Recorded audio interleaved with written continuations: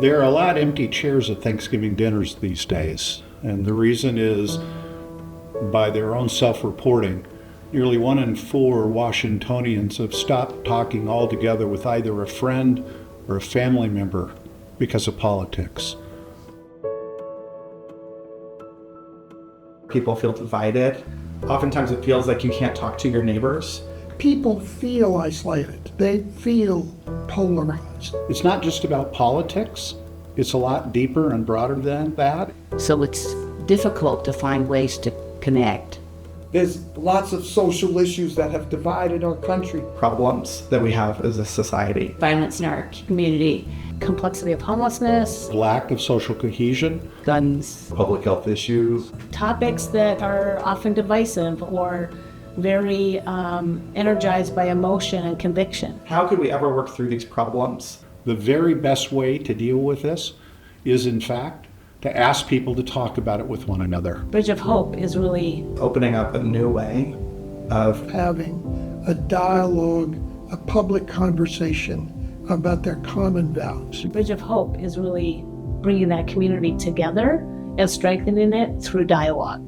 They train and guide the people to facilitate these conversations. And ask genuine questions to have an honest discussion. The method that we use comes from Essential Partners, and they call their method reflective structured dialogue. It provides a dialogue where people come ready to listen.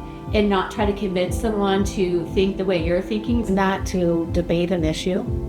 It's not to solve a problem. It's actually to try to rebuild that community center. And we try to humanize people so that people come in with their story. They have a story as to why they believe what they believe.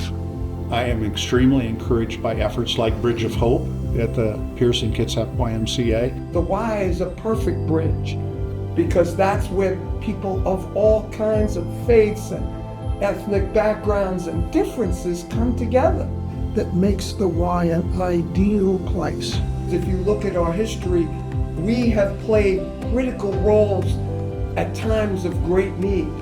And there is great need now to be a place to convene a conversation and for people to learn that we don't have to hate each other just because we disagree.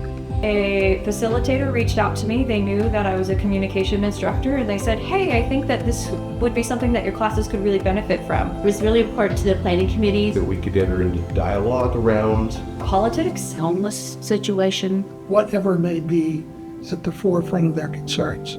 What happens is they actually get next to and listen to people that have different views than them. When we bring in Bridge of Hope early in the quarter, the students just really start to feel more comfortable with one another. They open up more and they really find their voice and they feel empowered.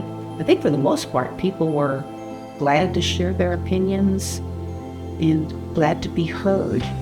We invite you to have conversations and disagree. Try to listen. To be curious of one another. To work collaboratively across differences. To be a convener. To be more competent. To disrupt the dysfunctional patterns that all of us are caught in around conversation. And come with an open mind. Come down to the Y and ask about reflective structured dialogue. Jump into a dialogue, whether it's in your own place of work or neighborhood, or someplace brand new, maybe the YMCA.